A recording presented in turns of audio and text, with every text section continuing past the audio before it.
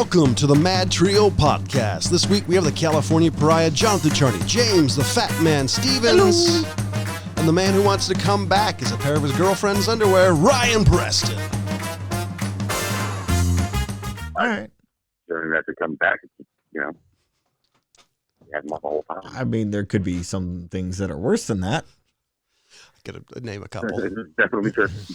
So, you know, I think it's a very sad and pathetic thing when you are talking with a 20-something-year-old and they say that guitar player on the radio isn't doing a very good job, and you look over and say, that's Jimi Hendrix. Now, the song that was playing wasn't one of his more well-known songs. What was it? They only I don't remember. It was because they usually play Purple Haze all along the Watchtower. It was one that was the Kiss the Sky one. Yeah. Anyways, but it was one that Voodoo Child. Okay. And wait, what?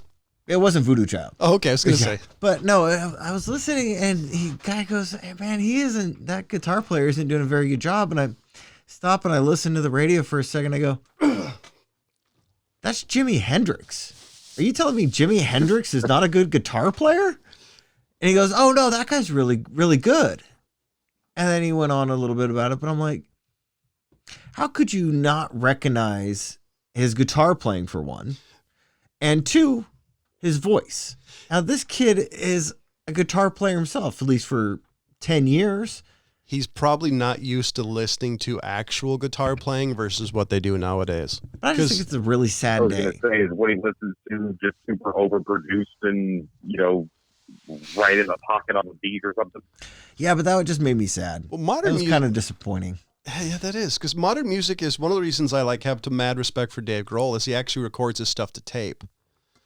You know, so you got to have mad respect for that versus a guy who brings everything in the Pro Tools and just overproduces the living shit out of things. Yeah, and you can pull back and redo a section and make it so you don't even notice that you redid a section and all this stuff. Yeah, that kind of made me sad. That guy would have lost some credibility. It's like, wait, the moment you say Jimi Hendrix sucks, it's like, okay, go back to doing whatever. Kind of was like, wait a second. Well, wait a second. He said is that he just didn't recognize it. You know what I mean? Like I don't expect every young person to know every great guitarist, or even top 10 that we would talk about, right? But if you're a guitar player, you know what I mean? Like doesn't it behoove you to kind of know at least the general base of history of okay, you know what? Hey, these people from back then were the top of their game. From the 30s, 40s, 50s, whatever it is, from the beginning of blues or something to now. I mean, isn't he considered? Or even different styles. Like, how are you unaware of like Jimi Hendrix, and to the point where you're able to just see that, like, oh, there's a Hendrix song that just started. I mean, isn't he considered like one of the top 10? I mean, it's Jimi Hendrix in the world. That's what I said to the kid. It's Jimi Hendrix, Jerry Garcia. Drawing blanks on the other ones right off the top of my head. Clapton. I wouldn't even give Jerry Garcia. I give a pass to somebody who knows Jerry Garcia just because there's a lot of baggage that comes with being a deadhead. Well, yeah. I guarantee. I wouldn't expect him to know like a Jerry Garcia song over a Jimi Hendrix song. Because I was thinking it would be Hendrix, it would be Peter Frampton, it would be Clapton. Yeah, Clapton's up there. I would say Slash to some degree, especially in the modern era. I would even put in Gilmore. Okay, I'll give you that. So, one. What? Not a fan of Gilmore.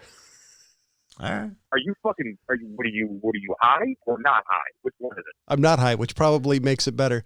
Not a big fan, but he's not my favorite guitar player, but he's talented. Don't get me wrong. The fucking objectively one of the greatest guitar players on the planet Earth. Tastes change. I can say he's good. He's not my favorite. He wouldn't be on my top 10. I'd throw Santana your in the list. Favorite is one thing, but I'm just saying objectively is going to make top 5 every fucking time. Santana, you really think Santana?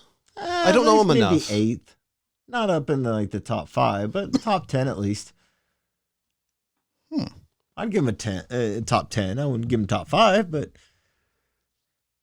I know some people, at least as far as top 10 musicians, a lot of people was it Jack White, the guy from the White Stripes, would put I him don't on know there. if I'd put him in the top. You said top 5? Top 10 musicians? Top 10? Because I'd I've put him in heard top 20. I've heard a lot of old school musicians saying he's incredibly talented. Oh, he is incredibly talented. There is no doubt about that. But I don't know if I'd lump in him with top 10, top 20 I for think sure. he deserves credit for just making what was that Seven Did Make Nation It Loud? Army? Oh. Well, no, because it's a super catchy and it's yeah. really hard to make a really catchy beat that's not been done. You know, Well, dun dun dun. You know, that's hard. Yeah. That's kind of the interesting thing is what he has done and what he is capable of are two very different things. And that's why I'd go with what he's done. I don't put him in the top 10. What he's capable of, he probably would easily get in the top 10, but he is definitely top 20. I would say he did, top 20. If you say it any lower, I'd be top 30. I'd be upset because I think it's really hard to make something that's actually catchy that stays in your mind. Like Europe is a joke of a band, but Europe Final Countdown's a song that never leaves you. Yeah. So you got to give credit to them. I'd say same thing with the Scorpions. Rock You Like a Hurricane. Hurricane. Like one-hit wonders, I mean, I can throw out a bunch. I mean, for one, Don McLean. I mean, one of the most notably greatest songs in at least the last century, or I mean, last decade. Yeah, no, I'll agree with you. He definitely didn't have any other popular hits, but he was around for a while. There was 2. You know what? That you could also, if you want to say that, on. you could also say Creedence. Yeah. And I love CCR, but they did a couple albums, and that's really. Oh yeah. But anyways, 11 hits. What are you talking about? Yeah, but I mean the albums. If you just break them down in albums, I mean there's only maybe a couple songs in each album that they released that were really great, and then there's a few that weren't so. Well, that's anybody. Yeah, exactly. That's anybody. They were fucking hit machines for a man. Minute there. There's a dozen songs of CCR that are consistently played. So. Yeah, I love CCR. Don't get me wrong. I also love America, and America doesn't have that many great hits either. Same with Kansas. I like America definitely left CCR. Yeah. I like CCR, but there's only so many times, probably because the same 6 songs are played on the radio. Oh yeah. You've got Have You Seen the Rain? Proud Mary.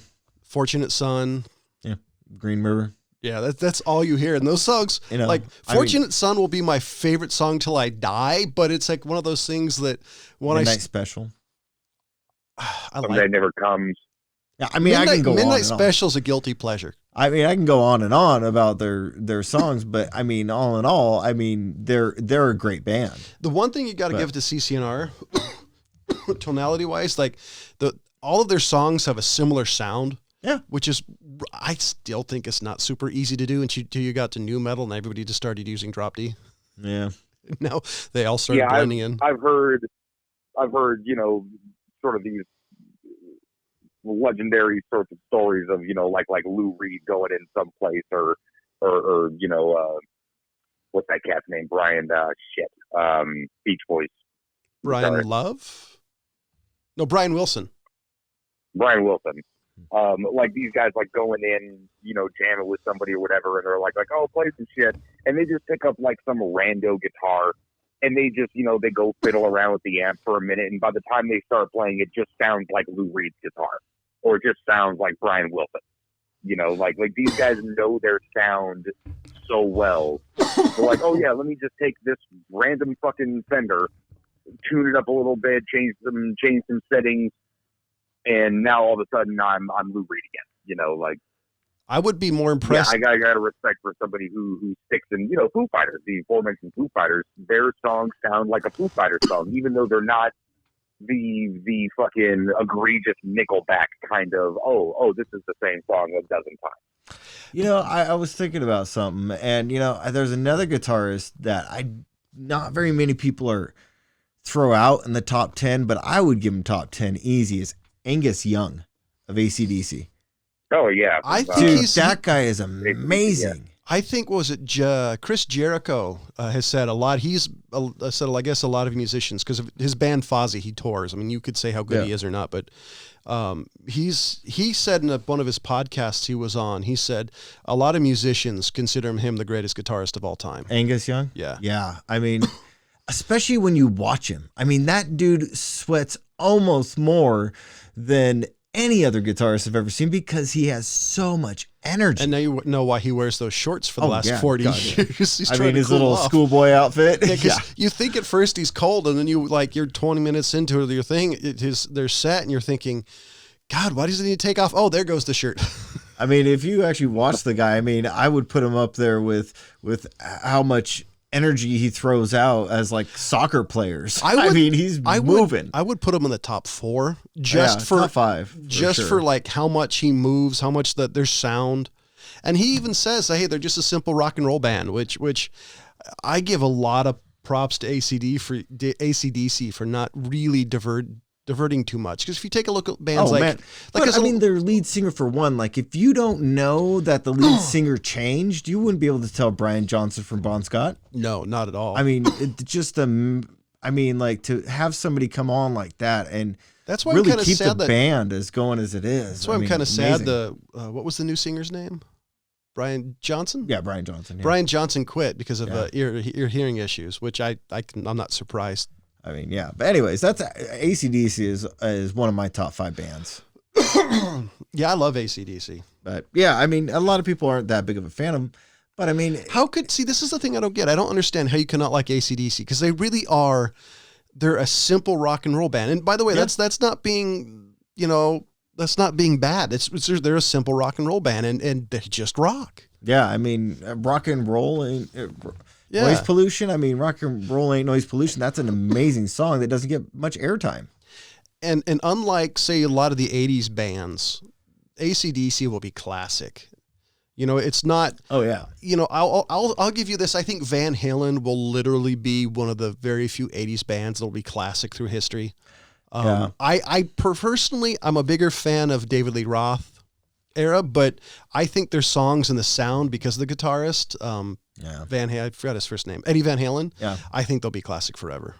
Yeah. And actually that's one of the bands that I'm like, I am a Van Halen fan, but not a lot of their songs are like even make my top 10 or 20.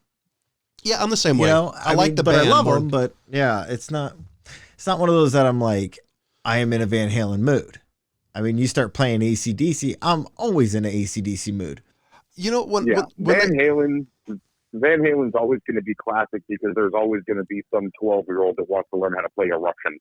Oh yeah, that's an amazing. So that's question, amazing, though. Are you David Lee Roth or Sammy Hagar?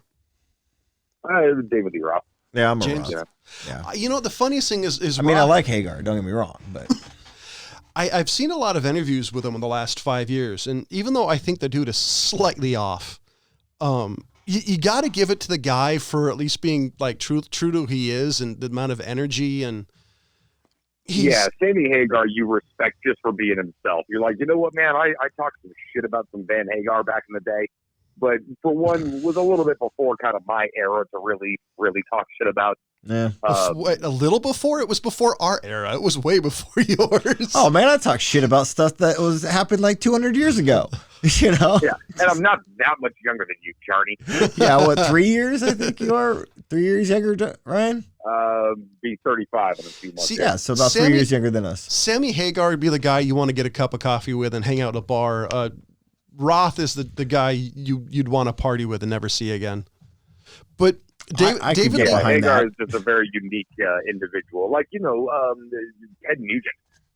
Very singular fucking guy. Whether you agree with him or not, you know what I mean? I think, there's a lot that I don't necessarily agree with the news, John, but there's a couple of things that I do, and we can talk about those. I got to say, though, David Lee Roth has one of my all-time favorite quotes. He says, I'm a combat hippie, peace, love, and heavy weapons. It's like... Who was that again? He said, Roth. David Lee Roth said, I'm a combat hippie, peace, love, and heavy weapons. Yeah. And I think he said that on Joe Rogan's podcast. And I'm like, I think that just makes him a libertarian. Or slightly crazy, depending, actually, probably a little bit both. But yeah, Sammy Hagar just seems really cool. He just seems like a guy that you could have a beer with and hang out. I don't know if I'd want to have a beer with David Lee Roth because I don't know where it would end up. Even today, Yeah, you'd wake up like, what the hell? I'm a Girl Scout now? Yeah, you know what, Johnny? If you got a chance to have a beer with David Lee Roth and you don't, apparently you don't like good stories. Yeah.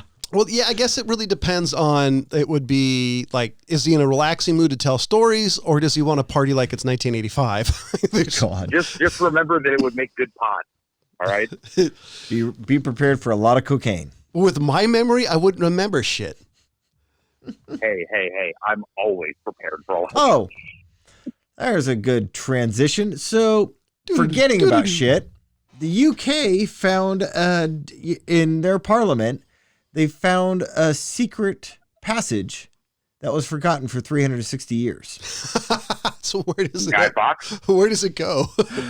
I didn't find out exactly where it goes, but they were saying that, people were walking by it for 360 years without knowing what it was. And some people thought it was an keyhole, because there was a little keyhole in there, and they thought it was an electric cabinet, and For 300 years? well, recently. And so they dug around through 10,000 uncatalogued documents and actually found the whole thing in there with the panel and everything in one of those documents.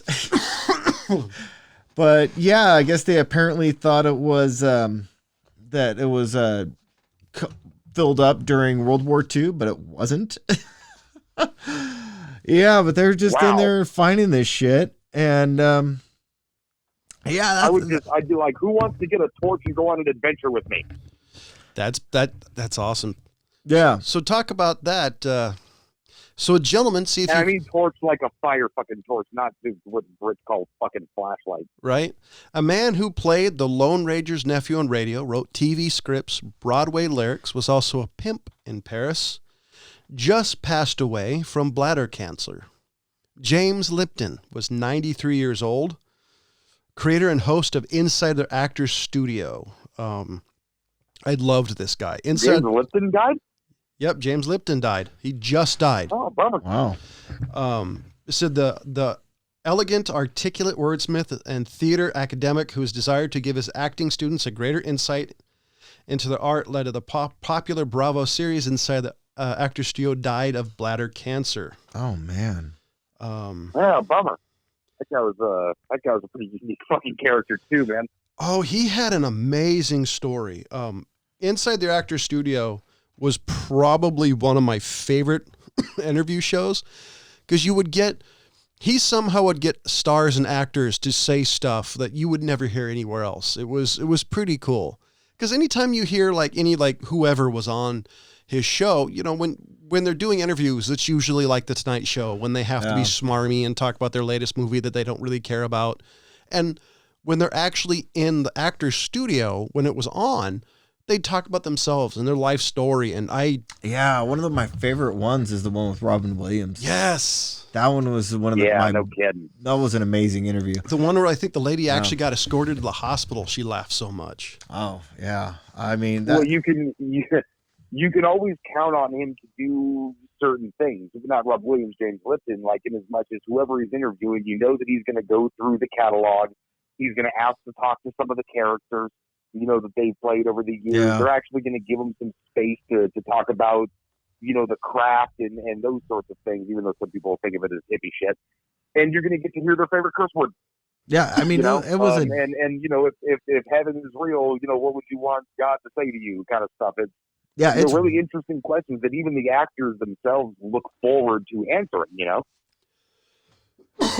Yeah, I was really sad when it got discontinued. I really hope they bring it back, because there were some amazing interviews in there. Yeah. Well, they can't now. Yeah, exactly. Well, I mean, Died. no, they could. I want them to bring them back, just repeats from '94. Oh, gotcha. Okay, I mean, so just like You can YouTube that shit, I'm sure. yeah, but I mean, that's the thing. It's like Jesus, Charlie over here is trying to get him replaced already.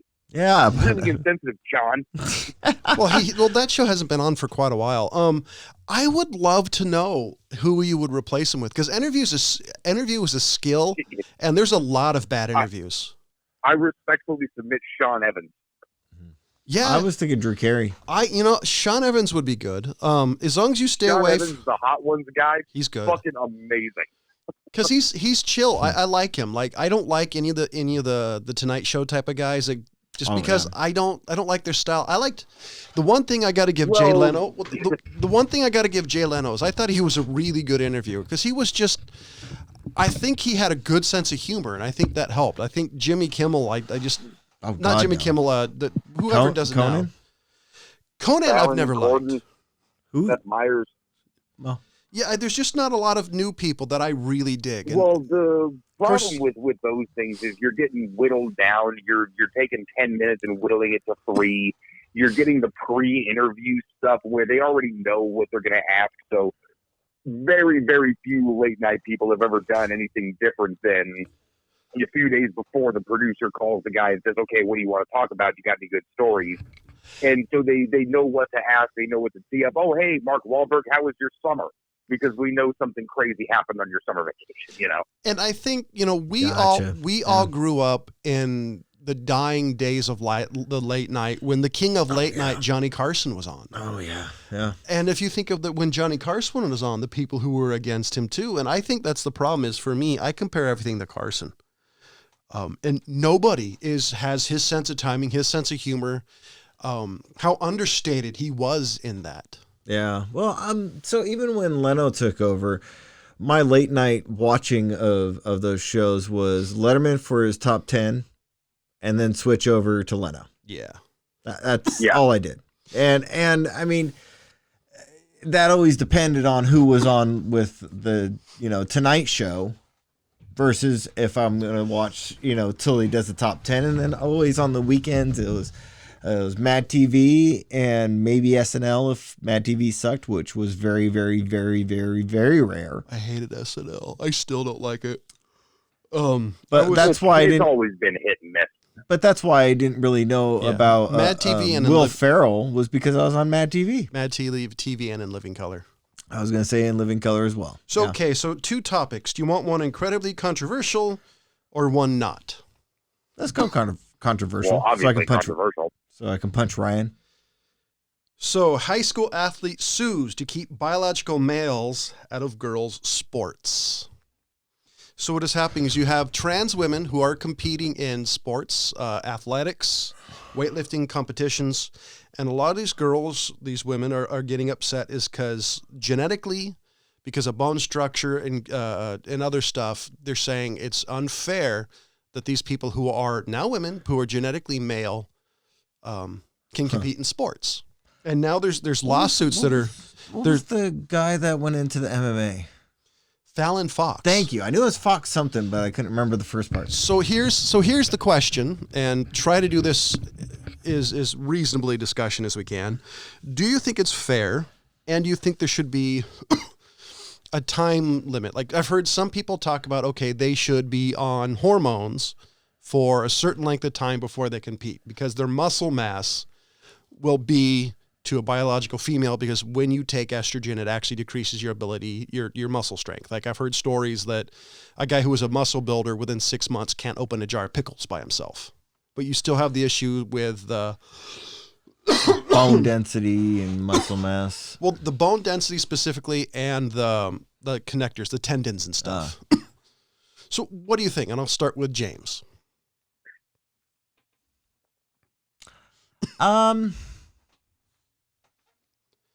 I don't know if it should be a full-fledged. Well, no, I guess if you look at it, it has to be a blanket solution. So it can't be something case by case. And so now, would you be in favor for keeping them out or letting them in? Yeah. Like what would be your barrier to entry? Because as far as I'm concerned, I would be more leaning towards keeping them out. Because I don't know, it's one of those where it's like you have women who are like, oh, I want to be treated like an equal of man. So I'm kind of like, all right, well, then you have to be held to the male standards. I guess you really can't do that when they go transgender because, I mean, if you're holding to... But that's a really tough one. There are things that do change, and I've done an ungodly amount of reading about this. Is it does change the muscle density does change. You do actually lose muscle. Okay, how about this? Transition is over, then you can be allowed. not during.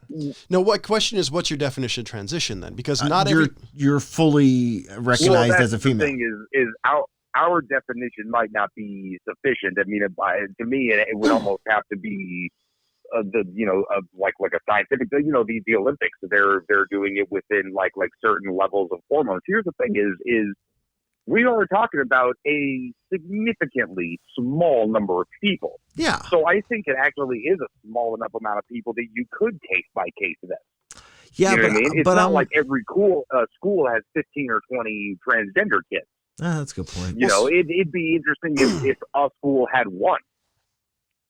You know, statistically interesting, not like, hey, look at that person. So there's a couple of things I wanted to bring up as far as what James has said. Now, the definition of transition depends on the actual person themselves. Some people, it's when you're just female for full time, and that really depends on when the people feel comfortable with the female. In order to legally do bottom surgery, you have to be female for a year in most places. Okay, but what? So I guess my question is, you talk about like hormones or... I would say that. I would say, certain, as Ryan said, the Olympics are a certain level of hormones. So if you're... Like average would say, like an average adult. If you are still on high hormones because you're trying to reach a certain stage, you know, in the transition period, then I would say you're not allowed in. Okay, so basically... Until you are to a point where your hormones have stabilized and you're in there in a certain amount of the transition, then you can be allowed. Like Ryan said, you know, there's hormone levels that you can and cannot compete with. So according to Wikipedia, the bastion of all knowledge, The bastards of all knowledge? 0.6%, a different 0.6% is considered, identify as transgendered. So that's 0.6% of the hormones of all Americans consider themselves transgendered. So it's 6% of the total population. 0.6. So that's, I guess, and how many of them are actually thinking of transgender, and how many of those are athletes? You know what I'm saying? Like 0.6% of the U.S. population considers themselves transgender. Self-reporting group for one, shave some numbers off of that. And also, how many of those people are athletes in some capacity to need this as an option? You know, this is a very, so I don't know if there would need to be a blanket thing. I don't know if it's as easy as having a blanket answer. You know, I think you could I think we have enough resources to case by case this. But how long have you been, you know, one gender to the next? You know, comes to for real, it's safety. You know, this is a subject that the aforementioned Joe Rogan has talked about 1,000 times, mostly in the context of combat sports. But I mean, that's what bothers me is, I living in Los Angeles. I've known the odd feminist on occasion. One of the things that's kind of irritating, which is, you know, like something you're not allowed to bring up because you can get your social justice warrior card revoked, is the fact that hey, men can do everything better than you, even being a woman. Yeah. Like, we're even better at that now. You know what I mean? Like that's how it looks to a lot of feminists who were like, hey, no, look, we fought a long time for these rights, and I would never, ever say that this needs to be legislated, you know, against, you know, or for transgender people. I think the government should say, flop the fuck out of this one. But, you know, it is complicated when you're talking about safety. It's one thing. When you're talking about just, hey, this record might be broken, you know, and never be broken again because, you know, this is beyond what, you know, look, men and women definitely equal as far as how people should be treated. That's what it comes down to. But I'm not one of those people that says there are no differences between men and women. So you're saying there's some genetic difference. So you're saying there's some genetic differences in male and female that makes a CIS male stronger than a CIS woman? Well, generally speaking, obviously there's a spectrum when it comes to men or women or humans in general. It's stereotypically, and when you talk about this discussion like this, a lot of it's in stereotypes. By and large, by and large, the normal bone density and muscle density of a male is going to be more than that of a female. And the records for any sport will basically bear that out. There's a reason there's different categories. Yeah, there's a reason there's a WNBA and a NBA. So right, and it's not just because of height. You know what I mean? We're talking shot putting, any kind of track and field. It's not like women are lighter, but they can run faster. Like there's any athletic endeavor, males are going to have a genetic edge. Okay, I don't know, that women's soccer team. Males, that women's soccer team a couple years ago. I kind of wish that they were on the male side because they kicked ass. So let's just say for some reason we were appointed the head of athletics in America, and we had to make the choice of how it's handled from now on. What would you do? I actually kind of think for fair, and by the way, what's fair is usually when both parties disagree, in my opinion. Generally. Can I instate lynching? No. Damn it. Because lynching is wrong. No, it's not. I think. Can we bring back prima nocta? Wait, that's different thing. Sorry. Fuck. Hold on, let me Google that. Oh God.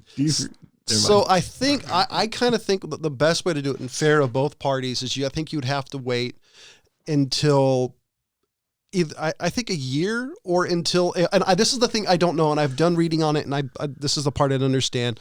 Is there a time period when the hormones balance out? Because you can't really, hormones don't work when you like if you say estrogen generally doesn't work. This testosterone, I'm not sure about that. If you give a genetic male who's transitioning, you give him a bunch of estrogen, it's actually dangerous. And I'm assuming testosterone's the same way. So you got to build up. So I guess the question is, what would the time period? I think you might be able to fairly say a year if they're, their levels have to be I'd say, okay, levels have to be to whatever a CIS female is or what's ever good for them for a certain time period. Well, that's the problem. That's why I said, are we looking for a blanket solution or a case by case? I think it would be because if we're going to do it that way, then it has to be case by case. Well, see, I think you would do it that way because I think that's what's fair. I think that's fair for everybody on both parties. 11 people. You know what I mean? Hey. Well, yeah, but I'm lazy. Yeah, but see, we were just voted in to be the people who dictate how this happens. So I think case by case. Jesus Christ, who the hell's voting? Yeah, I've got enough time in my day to see every transgender person if I'm in charge of that. Well, eventually you will. Or at the very least, every transgender athlete, I definitely have time to handle those phone calls. And I'm saying for athletics or just athletics in general, I think there's got to be a compromise that makes everybody happy, and then by that means nobody's happy. Therefore, it's actually a decent compromise. Well, that's the thing is that I think there's so few people that this affects. The transgender people or the people that they're on the team with or against or things like that. It's going to be a very small number of the net effect is nowhere near the amount of times I've heard about it. Yeah, but it isn't amazing the amount of hate they get. I mean, well, because everyone's got an opinion about it. It's a controversial thing, Yeah, but it's one of those, you've never even met one of these people, so. Well, that's one of the things. How it's valid like, are most of our opinions? Thinking, I don't know the breakdown of the science. See, but that's what I'm thinking. It's like if the transgender person does well in these sports, then it's because he's, they were born a man, or something like that along those lines, because that could be what it is, and that's why I'm saying we need to take it more. And I guess Ryan has a really good point, case by case. Instead of coming with a blanket effect, but. That's why I'm saying it's like, it's such, I don't want to say such a strange subject, but for growing up in the eras that we did, it is kind of a strange subject to really bring up. So, I mean, that's like with was a Fallon Fox, like, didn't she win a couple fights and everybody's like, oh, it's because. Well, she beat the living crap out of one girl, I think, sent her to hospital for a cracked skull. Yeah, but that's what I'm saying. It's because you kind of think like, oh, that happened just because, it's transgender. And that could very well be the case. That's why I said, put him up against, Cyborg. That will actually be an interesting fight. I am super curious, and this is something that I've read a little bit about, at least I've seen, is what is the change in bone density over time? Now, I've heard No, so the way usually bones, when you're a certain age, after you hit like peak of puberty, your bone caps actually, your body physically cannot grow anymore. Your bones don't change. So if you're under a certain age when you do hormones, your physical structure change. Like under 20, like under 25, you're male who become women, their hips grow. I have heard stories and read stories that even older people who transition, bone changes still happen. So my question is, where does the science, and this is so new, at least that it's been accepted, that I don't think there's any evidence of what happens. And that's why I think that what we said is the best way to do is find case by case. Case by case is the best way to do it. Go with the hormone, because I think if the hormone Olympics, levels in them. I think if the Olympics does it, I think it's fair to say, okay, this has to have been, I mean, it's not FIFA, so should hopefully have been thought out well enough.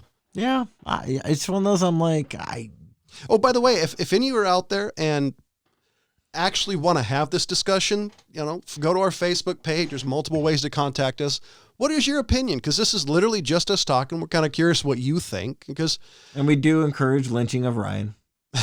No, I need him as a co-host. I didn't say kill him. So lynch him until he can survive it. Lynch him until he's not dead. Yeah. I always thought that was, and I always thought that was redundant. Hanging by the neck until dead. Apparently, you can hang till the neck till alive. Well, it depends on if they drop you. Yeah, properly. and always a bit inaccurate. They always said that, but the idea was to drop them hard enough to break their neck. Yeah, that's why it's not like we're just going to lift you off the ground with a rope and lace. And if any of you are curious out there, the Brits are the ones who really came up with a fantastic system of how long the rope should be for a person's height and weight. They have a system. Yeah. By the way, James, is really interesting. That was officially the worst transition in history and probably the most offensive transition in history of the MadTrio show. What? Go from talking about a very hard issue like transgender to lynching. I mean, I think you how to lynch properly. So, ladies and gentlemen, we here at the MadTrio show and Old Guy Tech TV have nothing to do with what James just said. So that's our disclaimer. I think they should know that by now. That was the views expressed by James Stevens are not necessarily the opinions representing Old Guy Tech TV. Holy shit, that was a rough transition. Because there were three in this article. It's this article I found. It's out of activistmommy.com, so it's a blog, not an actual news source. But apparently in this article there were 3 female athletes who filed a federal lawsuit about it. I'm curious what happens. I'm curious what they want out of the lawsuit. I'm assuming to ban transgendered women from asking for compensation or some shit. I didn't read too far in the article just because, I wanted to find the actual news source and I didn't find it. No. But this is something I've seen. I did the math. Out of 350 approximately million people in the country, 0.6% would be about 21 million. 21 million is enough for a lot to happen. Yeah. That is a lot of people, and that's enough for there to be, quite a few athletes and things like that. Especially people in their youth tend to be, athletes just for school purposes, looks good on applications, or they're, into something at that kind of prime of their life. So, I mean, it is worth having the conversation about. It's one of those that I would admit all day I don't know enough about either side of the discussion to feel like I have an informed opinion on it. I know enough from reading because I've literally done an insane amount of reading about this. It's super nuanced, obviously, because you have people in it. It becomes nuanced. I don't know, and I mean this sincerely, if there's a healthy way to do this. And healthy, I mean, as far as having a conversation, because it's such a polarizing conversation, because you're trying to make, you're trying to make sense out of a very messy situation. And what I mean by that, as far as you have people, it's messy. So I don't know how you do that. And I really don't. And I do know statistically there's an awful lot of transgendered ladies and men and LGBTQ people that get persecuted and hung too, which is something I think you have to put out there, is how do you balance all this and make everybody happy or nobody happy? Like I said, this is and it's amazing how much flame wars happen on Twitter about this. And that's why it fascinates me. I mean, I understand why flame wars. Yeah. I mean, there's like Is this an actual term? Flaming. Yeah. They're like, say somebody will say something. Like flaming mows or flaming like. I'd rather have a flaming mow. Basically, there's people I prefer the term dumpster fire. Yes. Like, somebody will have. That makes more sense. Somebody will say something, and obviously you have a bunch of people pro or against just pile on it. And I don't know. I mean, I don't know. I personally, live and let live. I mean, whether you agree or disagree with it. And by the way, I actually do think people can agree or disagree with it. I think you need to leave people the fuck alone. I mean, let people make their own choices as long as they're not violating. So this is what I'm going to do. My Sergeant Friday speech is as long as they're not violating your rights, you need to fuck off. Yeah, I would say, yeah, that makes sense to me. So, switching topics entirely, actually, I wanted to ask you guys something just out of curiosity. Okay. 17. I think I brought it up a Heels. while back. It's an absolute non sequitur, by the way, and flats all the way. Fucking heels. Remember that I brought up a few months back, or I don't know, a year or so ago, that show on History Channel called Alone, where Yes. they just drop like 10 assholes in the middle of fucking nowhere and leave them with a bunch of cans Yeah, of beer and say, okay, Still never last watched one out it. gets $500,000. Yeah. It's a incredibly fascinating show. I definitely recommend it. If anybody ever got into those survivalist sort of shows, this is the most legit one aside from Survivor Man, But I where don't the guy just goes out for a week wherever he is. I don't want to watch somebody drink elephant shit. That was enough for me. Well, that's that Drink that elephant Bear shit. Grylls, everything is super fucking produced within an inch of its life. This one is just there's 10 people. They're all doing their own filming. I do not envy the editor's position of having to go through hundreds of hours of footage. Of people trying not to whittle it lose their down mind. to a story. You know who I really So don't there's- envy? The people who edits Naked and Afraid. That's got to be the worst show Yeah, to edit of all time. Never mind the hours. Yeah, it's all nice on the first day when everyone's all nice and clean and everything. But after like 30 days of looking at somebody's dirty asshole, yeah, that'd bum my shit out. I would rather go through the thousands of bad, shaky camera footage than have to edit that show. Yeah. So check this out: the newest season, which was out a few months back, Of Alone? Yeah. Alone. Yeah, they've gone to different places, mostly Vancouver Island, up in BC. Then they went to Mongolia for a season, and this one is the Arctic. So Oh, God. however many miles just south of the actual like Arctic Circle, like where it's just where the actual tree line is, where trees don't grow anymore, kind of thing. They're kind of just south of that. And people volunteer for this shit. No, thank you. Get Yeah, $1 million well, or it's- freeze to death. Well, here's the thing: is you got all the necessary safety gear. There's a base amount of gear that they give you. Here's your winter clothing, big parkas, stuff like that, and first aid kit, emergency calling, stuff where, hey, you hit this button and tap out, and we'll come and get you. Their GPS track, and throughout the time that they're there, they've got periodic medical checks that'll come through and make sure that, they're not losing too much weight. Their body's not just fucking eating their internal organs, because they can get medically pulled off the show. But beyond that, they don't even necessarily talk to them when they're there. They just kind of show up, they take a couple of measurements, and if they're not pulling them off, they just leave, So beyond that stuff that they give you, you get to pick 10 items, off sort of a pre-designated list.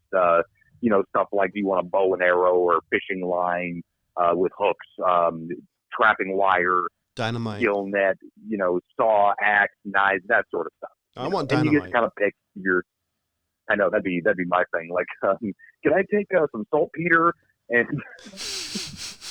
But so Give me a couple hundred yards I've of often cordite. thought, yeah, exactly. I thought through all of these seasons, okay, hey, that'd be cool to do this. Obviously, I'm in nowhere near the amount of skill set or shape to pull something like that off. But I'm a fan of the thought experiment nonetheless. I think you'd have a what my better chance of goals would becoming be, Neil you know what I Peart's mean? replacement, honestly. Yeah. But I've often thought, like, what would my goals be? What would my expectations be? My loftiest, I thought, like, oh, it'd be great to be the guy that fucking, hunts a bear and fucking puts the skin on my head when they show up. I'm, like, wearing a bear. I just go flat out fucking feral. They come to get me. They can't find me. I'm in a tree somewhere. He's in a bear shit. My biggest goal would not to die. That would be it. It's like, what's your goal? Not to die. That's really what it comes down to. It's like, okay, I would get there and I would need to find water and make a fire, and because it's going to be cold as shit. Beyond that, hopefully I trap a little animal, making these little traps and things like that. So there's this fucking guy. On this particular season, more people showed up with a bow and arrow than any previous seasons. I'd say 6 out of the 10 actually brought a bow. Oh, wow. Now, they don't allow compound bows. They only have wooden recurves, or wooden longbows, but nobody picks a fucking longbow. So, yeah, it's wooden only, and no barbed broadheads, but you can take broadheads. I'm sorry, I'm just laughing at the idea of somebody bringing an Old English 100-pound longbow. Here, you can have this, but nobody in this century is going to be able to pull it. Yeah, exactly. So this one cat decides that he wants to like funnel effectively the bears into his camp so he can fight them. Did he die? It was the most insane thing I've ever fucking heard one of these guys say. It's like, now if I put this here and I kind of block this area off, and then I can get the little early warning from the bear coming to my camp right here, and then I can have a chance to shoot at him. Like, this guy was talking about a 20-foot shot from his camp, to where he planned on taking down a fucking bear. And he's like, yeah, then you just get to stabbing until there's no moving. I'm like, bro, you are out of your fucking mind. Did they stop him? No, there's nobody there to stop him. Yeah. So did they don't see the footage until after? Did he live? Like, what happened? Yeah, here? well, he ends up actually trying to set up some stuff, and he ends up breaking his leg and has to call out. God. But meanwhile, there's this other guy named Jordan, and he's just kind of this, I guess he's like my age, 30, 34, 35, somewhere in there. Just this kind of nice, sort of quiet, almost kind of has like a hippie sort of West Coast accent, if you will. But that nice guy, and on day, let's see, maybe 20, something like that, this fucking guy recurve bow kills a fucking moose. Oh, wow. Good shot. Like, just amazing fucking spot and stock on a fucking moose with a recurve. And I think I looked it up. It was like a 50-pound pole recurve bow. Your minimum sort of ethical hunting pole is going to be a minimum 35, and I don't know anybody who's using a 35-pound pole on a bow. That's a real fucking light. Reminds me of the show where the guy they were going hunting for elephants in Africa, and they were like, oh, we're going to use this bow. And somebody said, yeah, no, we're not. Yeah, don't do that. That's mean.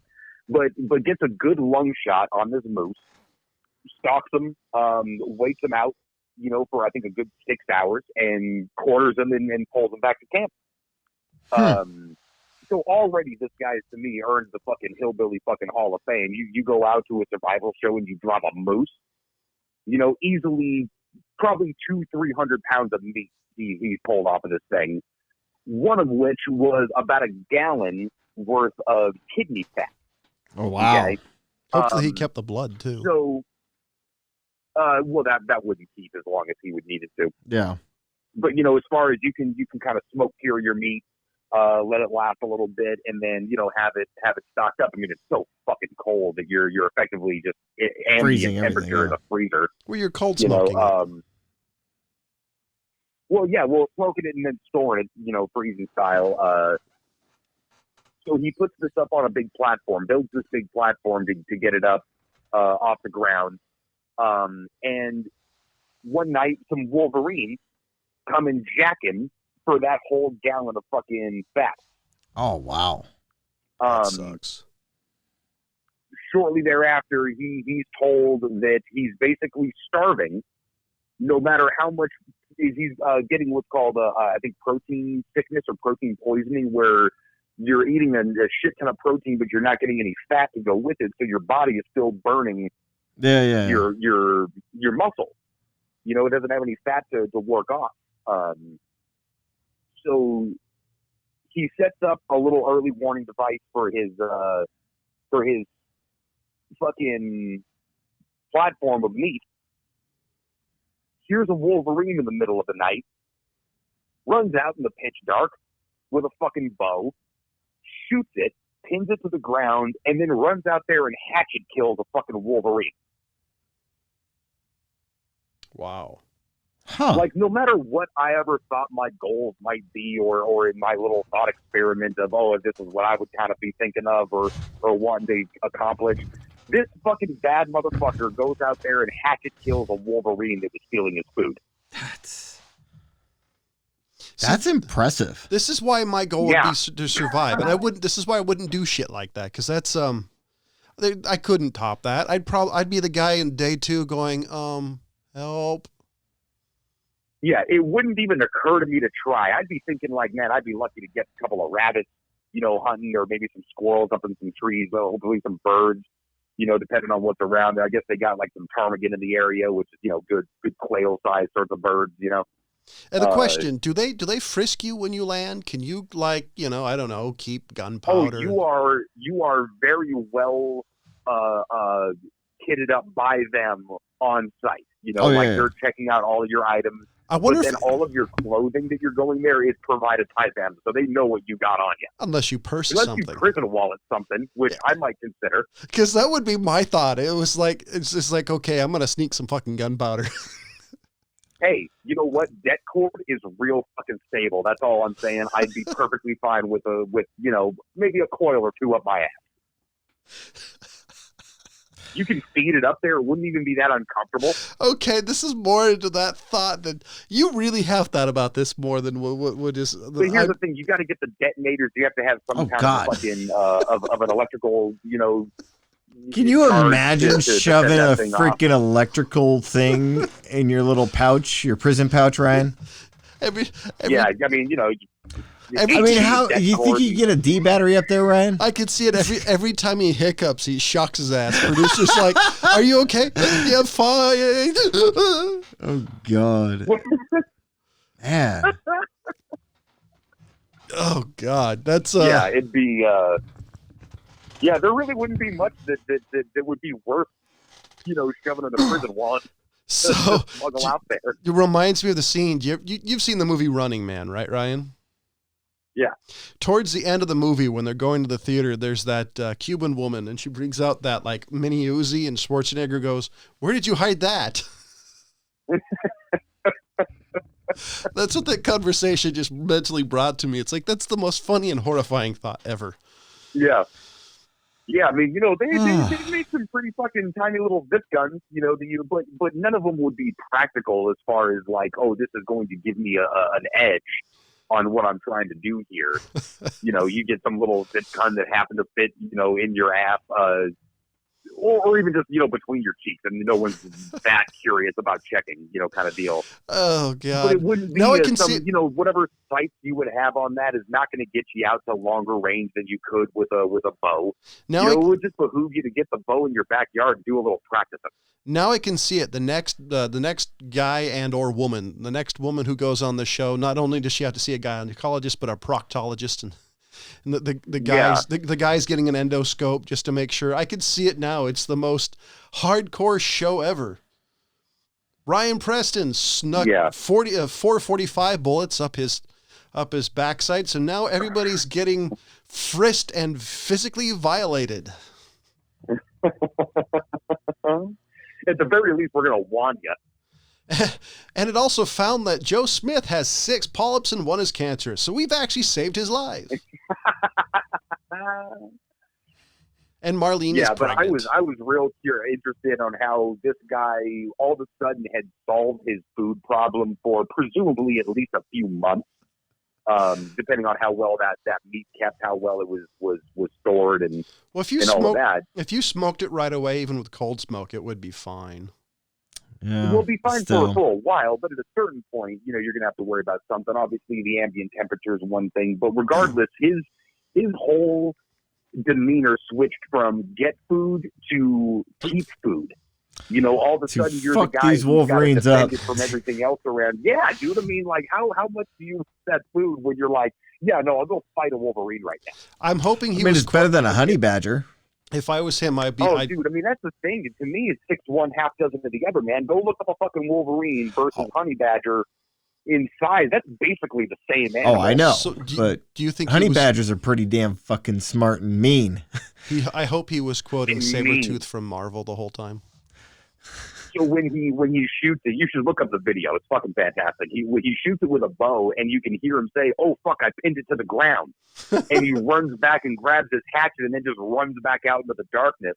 Well, the sound this thing is making when he gets close is murderous. You just helped me because when your description of it before I learned he was pinned to the ground, I'm thinking he's in some like running knife battle, like out of some sort of civil like some sort of sword battle in First Night. No, he pinned the fucker to the ground and he's just like, die, motherfucker.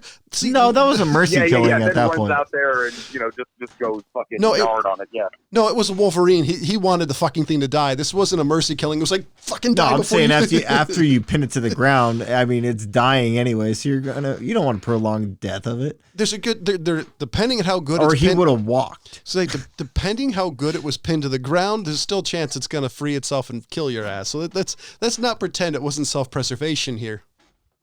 I say a mix of both. I mean, honestly, to me, the more impressive is the 30-yard fucking recurve lung shot on a moose. I mean, obviously it's a big target, but still. Yeah, that's that you got to be pretty confident, to take that shot. Most hunters, if they're not confident in their bow skills, aren't gonna take that shot. Yeah.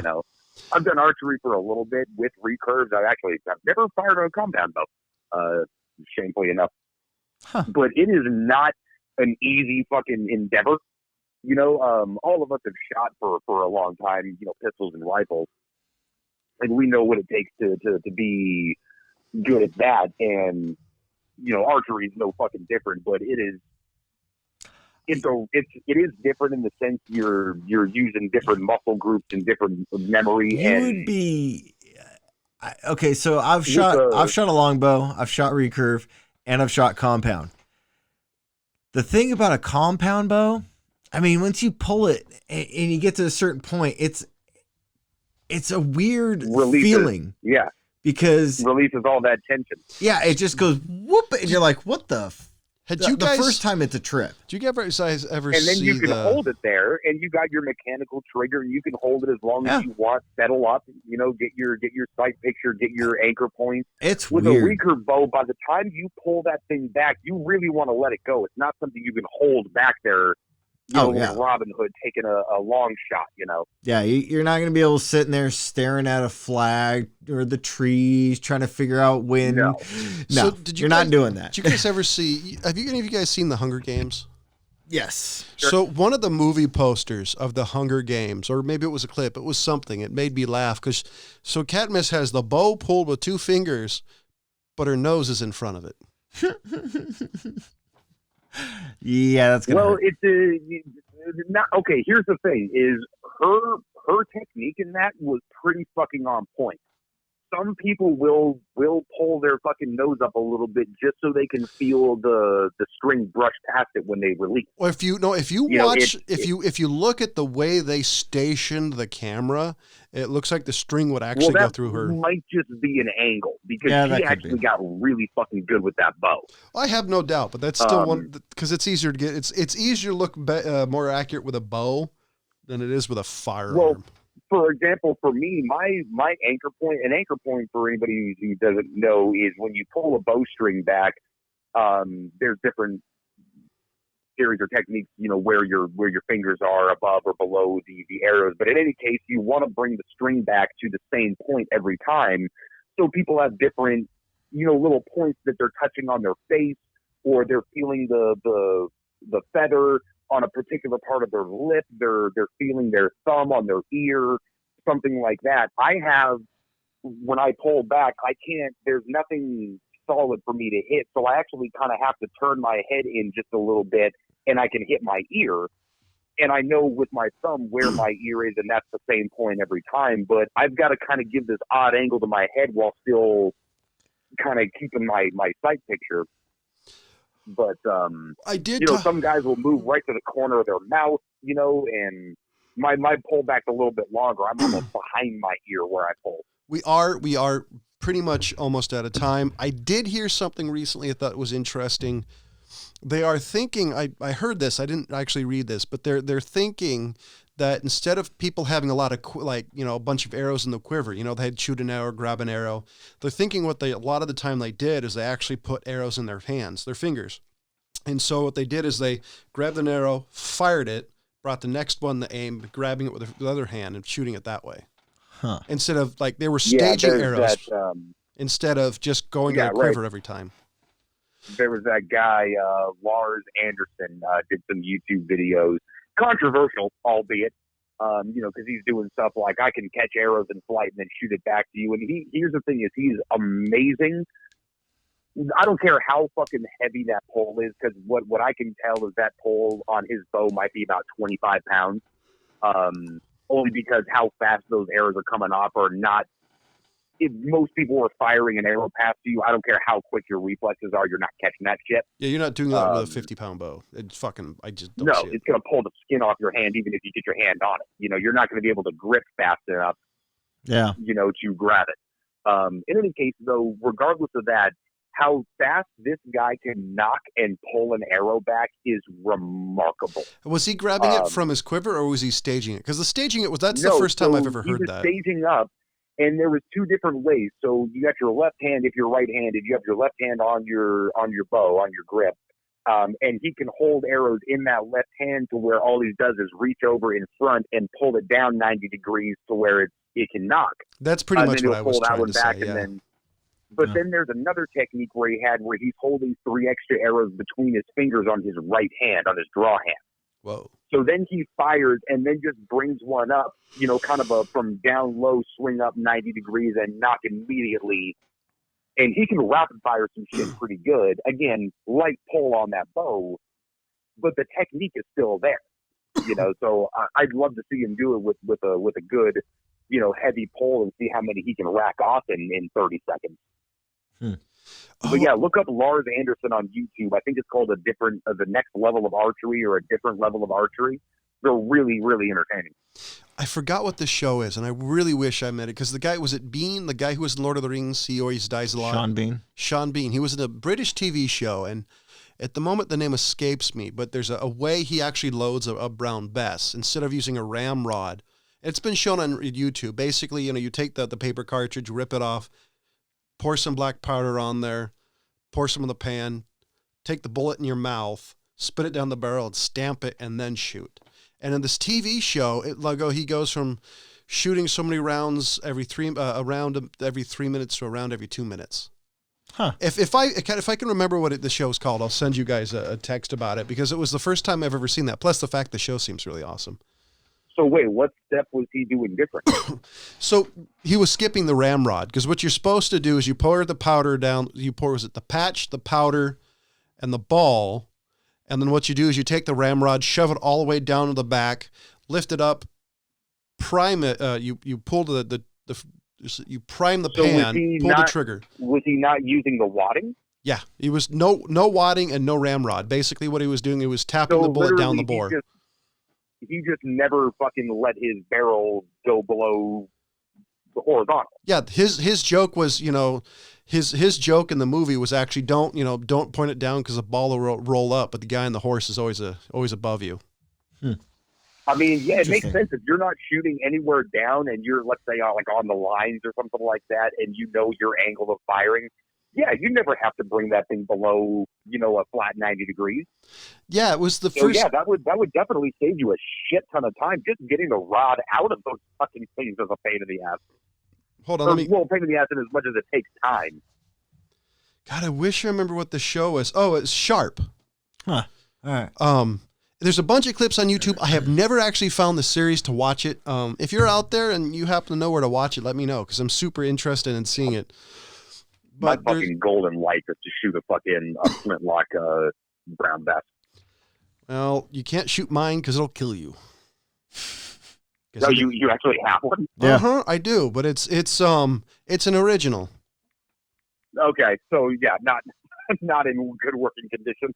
Yeah, at this point, if you shot it, it would be a self-harming weapon. It would not harm anybody but yourself. You have a pipe bomb that's in the shape of a round gun. It'd be like, Basically. how did John die? Oh, he shot a 400-year-old rifle. Exploded, didn't it? Yeah. That's pretty much what it would be. I mean, I'm literally shooting on one end. It's a pipe bomb with one end open. Yeah. Yeah. Until you put that bullet down there. Pretty much. And see, here's the thing: is the actual bucket list. I need to be able to shoot it twice because I want to shoot it and then reload just to see how quick I can get that second shot off. You can buy reproductions of them. I've seen kits. I don't know how much they are. Like one of the things I want to get a piece like the Peacemaker. I think it's the one that has the cap and ball. The Navy? Yeah. Yeah, I would love a good old school. Now, see, I'd want the conversion though. Give me the fucking cap and ball. I want the cap and ball. I can dig the cartridges. You know. Nah, because for me, the cap and ball would be fun. But it really would save you a lot on ammunition as far as you're not going to be able to let enough rounds off to really break the bank. You got a point. Yeah, it would be fun. And plus the fact you're like touching like the Wild West. What was it? Was it Buffalo Bill who died in Deadwood?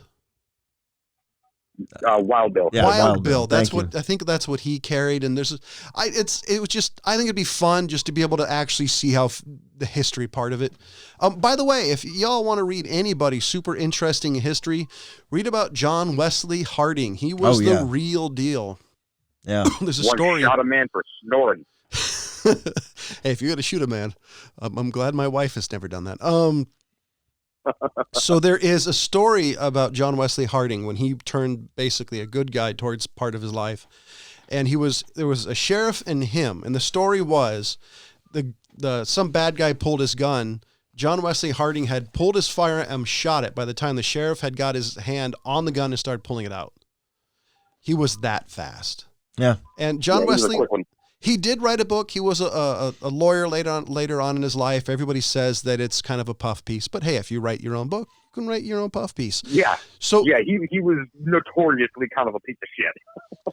So, ladies and gentlemen, for the California Pariah, for the Fat Man, and for Ryan's questionable taste on what to be resurrected as always, thank you for listening. Goodbye.